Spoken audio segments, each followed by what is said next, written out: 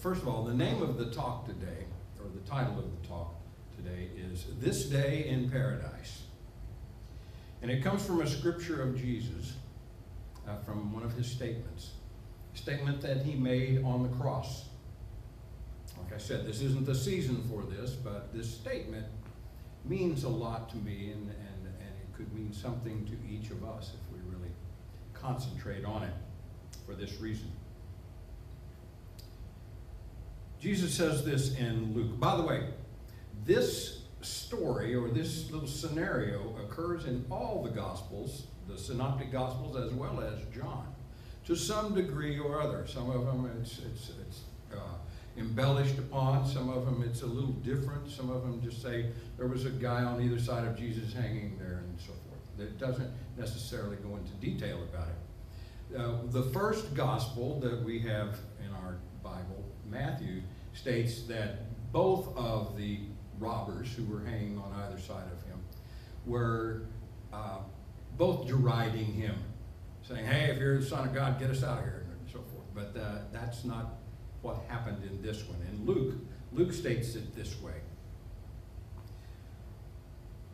One of the criminals who were hanged there kept deriding him and saying, are you not the Messiah? Save yourself and us. But the other rebuked him, saying, do you not fear God, since you are under the same sentence of condemnation? And we indeed have been condemned justly, for we are getting what we deserve for our deeds. But this man has done nothing wrong. And then he said, Jesus, remember me when you come into your kingdom. And Jesus replied, truly I tell you, today, this day, you will be with me in paradise. This day in paradise. You know, if you think about this, and you know anything about biblical historicity, the way it's all laid out, you realize that this seems like a contradiction. The contradiction is Jesus is saying to him, this day in paradise. And yet we know that he was crucified, died, buried, laid in the tomb, and after 3 days arose. That's the full story. So do you see the contradiction? How can he be with him this day in paradise? You know, many of the teachings tell us that he didn't go immediately to heaven or to the kingdom, that he went someplace else. Some stories say he went to Hades, he went to hell, and he tried to save souls there first, and nobody listened to him, or very few did, so he didn't get a lot of people to come out of there, and then he waited. Others say he was just in the grave for 3 days. But Jesus states right here, this day you will be with me in paradise. Here's another contradiction. The idea and the word paradise didn't appear until much later in history. The idea of paradise is a Muslim idea. The word comes from an Iranian belief. It's an Iranian word, paradise. He wouldn't have said that. He would have said, this day you will be with me in the kingdom. He would have stated it that way because that was his message. The kingdom is at hand. Repent, for the kingdom is at hand. That was the crux, the basis of the message of Jesus. So why would he say something using a word that didn't appear until much later in time? Well, because of the Crusades. Because of the Crusades, which happened much later.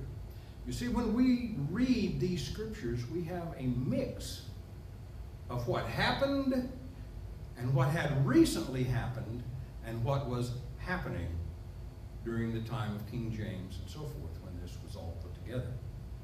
So this idea of this day in paradise, you will be with me, this day in paradise, actually is a conglomeration, if you will, of several different ideas and times all put together. Just as much as the idea of being redeemed comes mainly from the idea of the time of the Crusades. Why? Because many of these nobles from Europe were captured and held for ransom. They had to be ransomed out. So the idea became that we are held in ransom by the evil one, and that Jesus redeems us. You see, it's all mixed together.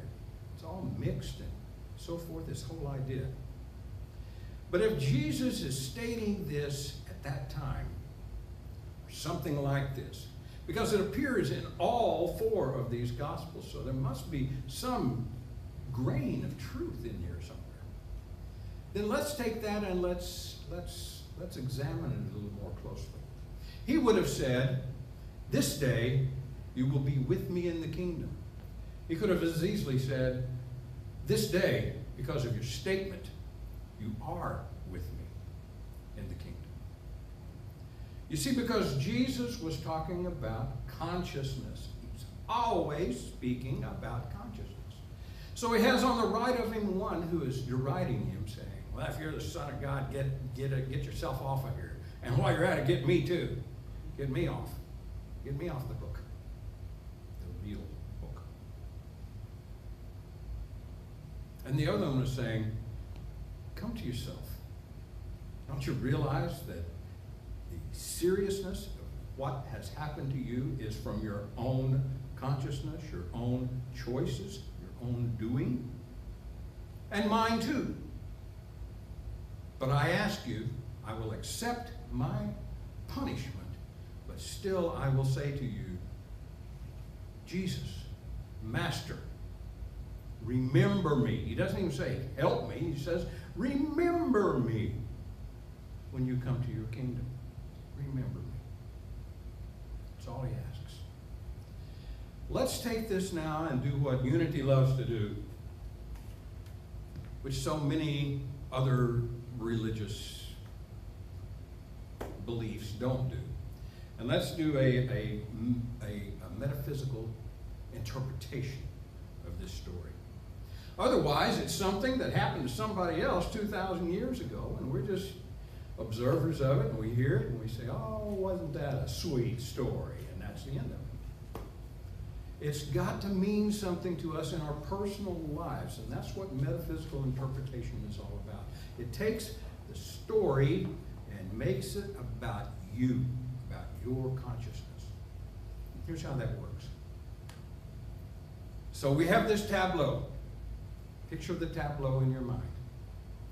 3 crosses, 3 individuals. One in the center is the Christ presence. That presence is within you, in your consciousness, all times. Always there, ready for you to recognize it.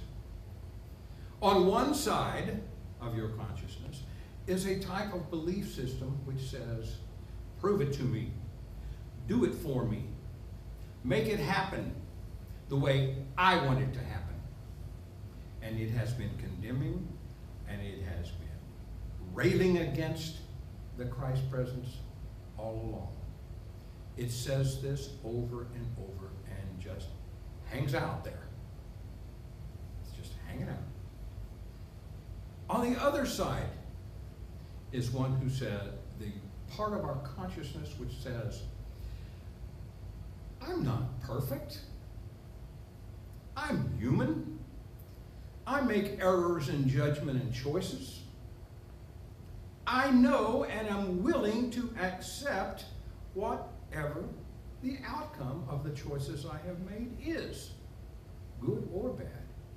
But I simply ask you, Christ consciousness, to remember that I'm trying.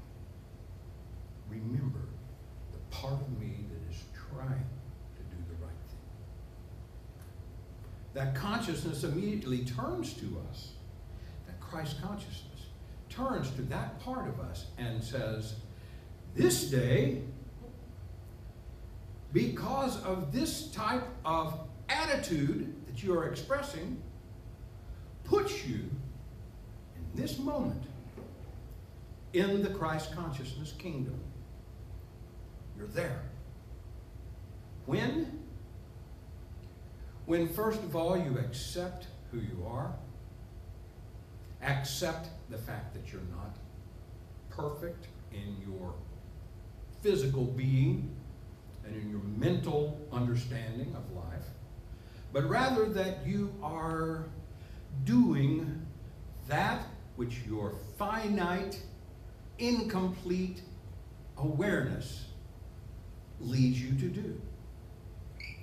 Sometimes we see all the pieces laid out there before us, and we make the right choice because we follow the Christ mind. Other times, we slide over into that consciousness on the other side, which says, I'm a victim. I need somebody to do it for me. This really isn't my fault. I'm just a victim of circumstance.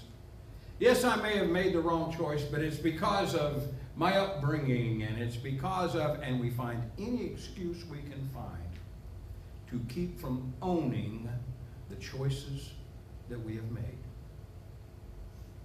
But this one side of consciousness owns those choices, owns them, and says, I'm always striving, regardless of what I have done, right or wrong, to do the right thing and to exhibit the right consciousness and the right heart within me. Can I always do it? Gee, I don't think so. I seem to have robbed myself and others of happiness, of joy. There's not a one of us who doesn't at one time or another have a little remembrance or an idea, or someone comes to mind. And they come to mind and we say to ourselves, yeah, they deserved it. Good riddance with them. Hanging over here, it's hanging out. Or we say to ourselves, oh,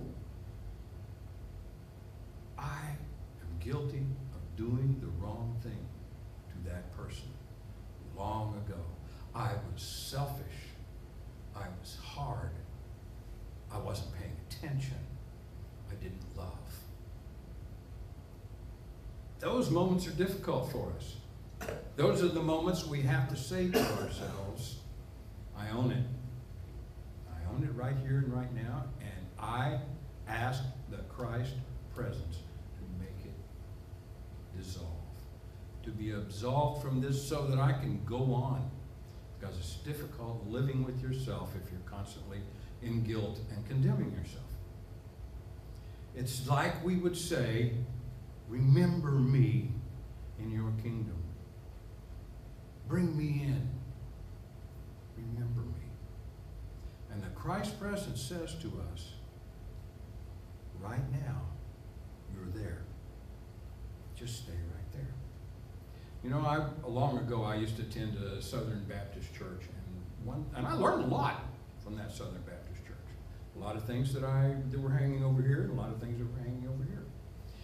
Some of the things that I learned that were hanging over here are valuable to me to this very day. This old preacher in this little small gathering said that forgiveness, when you ask God for forgiveness, it's as though you say, God, please forgive me for what I've done.